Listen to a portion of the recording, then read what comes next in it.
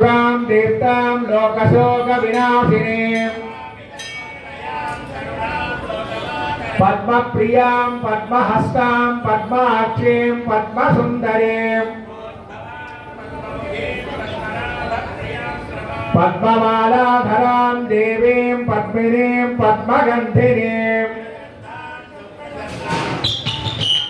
नमामि चंद्रवदनां चंद्रां चंद्रसहोदरीं चतुर्भुजां चंद्ररूपां इंदिरां इंदुसेतरां आह्लादजननीं पुष्टिं दिवां दिवकरीं तदीं विमलां विश्वजननीं तुष्टिं दारिद्र्यनाशिनीं प्रीतिपुष्करिणीं शान्तां शुक्रमाल्यां बलां प्रियं भास्करीं बिल्वनिलयां बलारोहां यशस्विनीं वसुन्धरमुदाराङ्गां हरिणीं हेममालिनीं धनधान्यकरीं सिद्धिं त्रैलसौम्यां शुभप्रदां नृपवेत्मगदानन्दां वरलक्ष्मीं वसुप्रदां शुभां हिरण्यप्राकारां समुद्रतनयां जयां नमामि मङ्गलां देवीं विष्णुवक्षस्थलस्थितां विष्णुपत्रे प्रसन्नाक्षीं नारायणसमाश्रितां दारिद्र्यध्वंसिनीं देवीं सर्वभद्रपवारिणीं नवदुर्गां महाकालीं ब्रह्म विष्णु शिवात्मिकां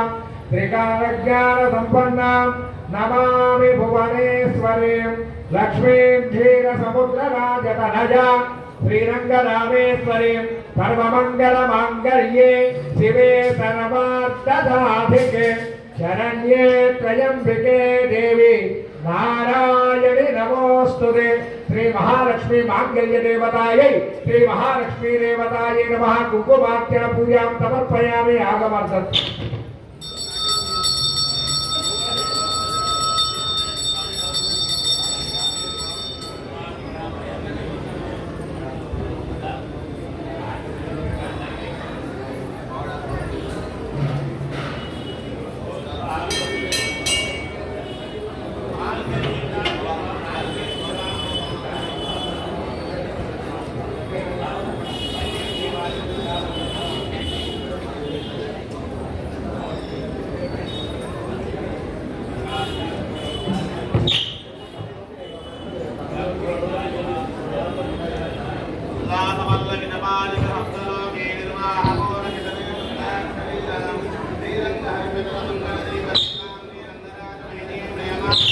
श्रीयकान्ताय कल्याण विधये विधयेऽर्थिनाम् लक्ष्मी सविप्रभालोक शुभ्रो विभ्रमदिक्षुषे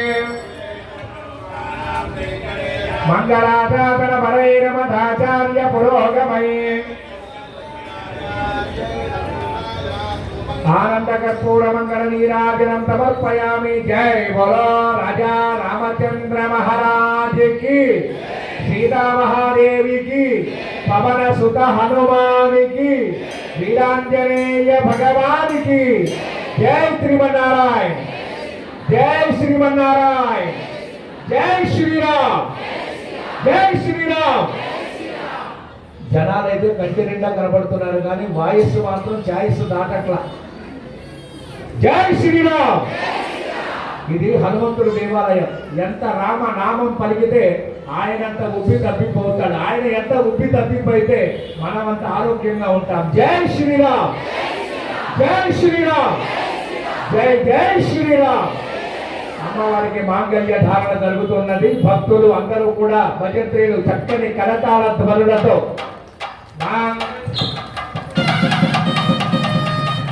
సీతారామ కళ్యాణం పద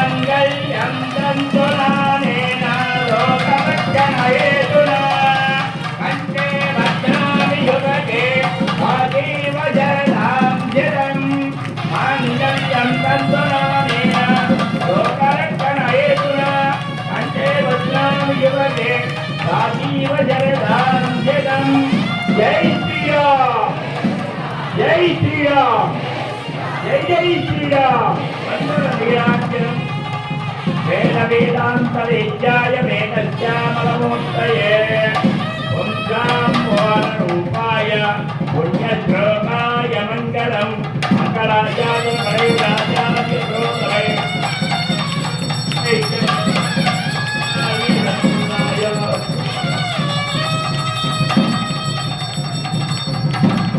జై శ్రీరామ్ జై జై శ్రీరామ్ జై శ్రీరామ్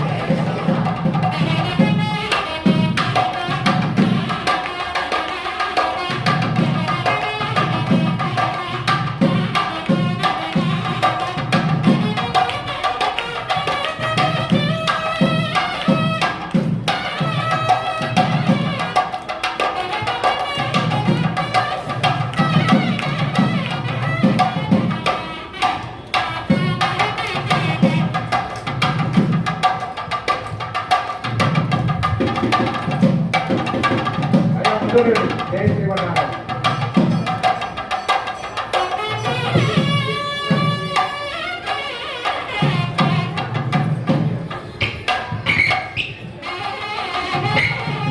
తదుపరి తలంబ్రాల ఘట్టం ప్రారంభం కాబోతున్నది.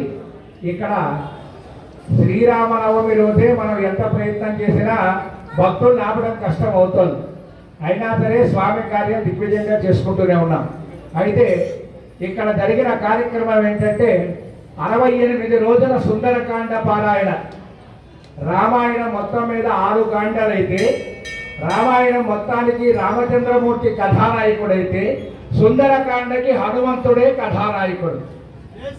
ఈ 5 కాండల విశేషంలో సుందరకాండ చాలా ప్రత్యేకంగా చెప్పబడి ఉన్నది. మరి ఆ సుందరకాండ విశేషంగా సీతామ్మవారిని రావణాసురుడు ఎత్తుకుపోయాడు. రామలక్ష్మణులు వెతుకుతూ ఉన్నారు. అలా వెతుకుతూ ఉండగా కిష్కింధ నగరాన్ని చేరారు. అక్కడ హనుమంతుడు సుగ్రీవుడు పరిచయం అయ్యారు. అక్కడి నుంచి వాలి సంహారం జరిగింది. తరువాత ఒక 3 మాసాలు పోయిన తర్వాత సుగ్రీవుడికి పట్టాభిషేకం చేశాడు ఆ కిష్కింధ నగరానికి రామచంద్రమూర్తి. రాముడికి వాగ్దానం చేస్తాడు, నేను నీకు సహాయం చేస్తాను రామా అని. అప్పుడు ఆ వాలి సంహరించి ఆ కిష్కింధ నగరానికి పట్టాభిషేకం చేస్తాడు సుగ్రీవుడిని.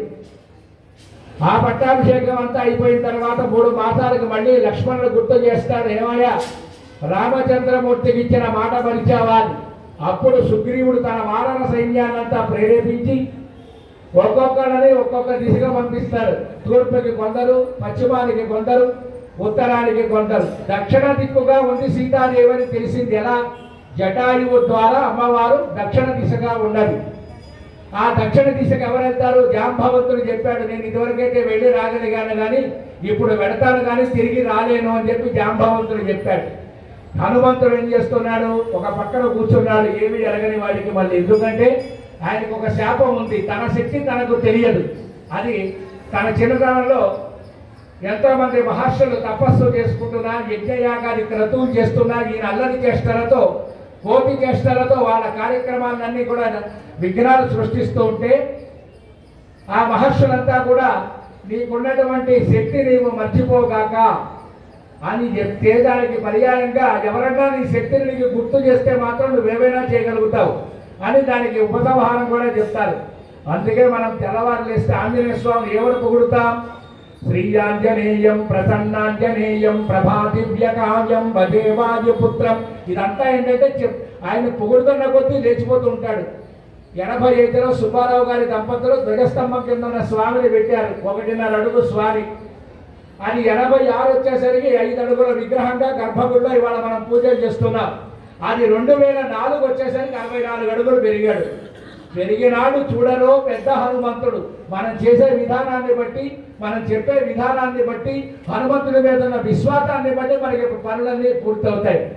అటువంటి మన ఆలయంలో 40 సంవత్సరాల చరిత్ర గల మన దేవాలయంలో శ్రీమాన్ బొప్పల పరమేశ్వరరావు ధర్మపత్ని శ్రీదేవి గారు దంపతులు నిర్మించిన ఈ కళ్యాణ మండపంలో శ్రీమాన్ బసవనాగేంద్ర నాగసుధ వారి చిరంజీవి తరుణ్ తేజ్ పాణిగ్రహణం ఎప్పటి నుంచో చేయాలనే సంకల్పం.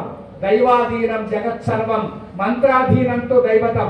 మనం ఏదైనా దేవుడి అధీనంలో ఉంటాం, ఆ దేవుడు మంత్రానికి అధీనమై ఉంటాడు. రమ్మంటే వస్తున్నాడు, అభిషేకం చేసుకుంటున్నాడు, అలంకారం చేయించుకుంటున్నాడు. స్వామి నీ పూజ అయిపోయింది, నిష్క్రమించవయ్యా అంటే వెళ్ళిపోతున్నాడు. మంత్రాధీనంతో దైవతం. అటువంటి మంత్రం సుందరకాండ పారాయణ రూపంలో వారికి చెప్పాం. ఇట్లా 68 రోజులు స్వామి వారి పారాయణం చేస్తే వివాహ యోగ్యత దొరుకుతుంది, ఖచ్చితంగా దొరుకుతుంది. మంత్రాలకి చింతకాయలు రాలుతాయి అంటే ఖచ్చితంగా రాలుతాయి. ఆ రాళ్ళే మంత్రం చెప్పే ప్రధానమైన విశేషంలో ఉండాలి. దానికి సంబంధించిన పట్టుదల, దీక్ష ఉండాలి. అటువంటి వ్యవహారానికి సుందరకాండ చాలా విశేషంగా చెప్పబడింది. ఉద్యోగాన్వేషణకి, వివాహాన్వేషణకి, సంతానార్థులకి, ముఖ్యంగా మానసిక ప్రశాంతత ఈ సుందరకాండ పారాయణ వల్ల మనకు దొరుకుతుంది. అటువంటి పారాయణ చేసిన దంపతులు శ్రీమాన్ బసవనాగేంద్ర, ధర్మపత్ని నాగసుధ, వారి చిరంజీవి తరుణ్ తేజ్ వారి యొక్క సంకల్పం ప్రకారం స్వామి వారి కళ్యాణం పూర్తయింది. ఇప్పుడే అక్షతారోపణ కార్యక్రమం జరుగుతుంది.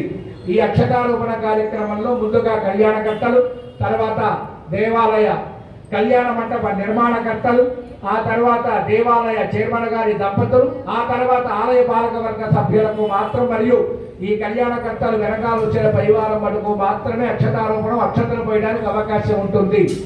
దయచేసి చూసినా కూడా చేసిన పుణ్యం వస్తుంది. అందరూ ఈ కళ్యాణాలు, ఈ కార్యక్రమాలు చేయించలేకపోవచ్చు. మనసుంటే మార్గం ఉంటుంది, కానీ ఆ అవకాశాలు మనకు దొరకాలనే ప్రయత్నం చేత మనం చూసే అవకాశం కూడా చేసే అవకాశంగా రాముడు భావిస్తాడు. అటువంటి అవకాశాన్ని తీసుకుంటూ స్వామివారి అక్షతారోపణ కార్యక్రమం ప్రారంభం చేస్తున్నాం. పిడికిట తలంబ్రాల పెళ్లి కూతు కానీ గట్టిగా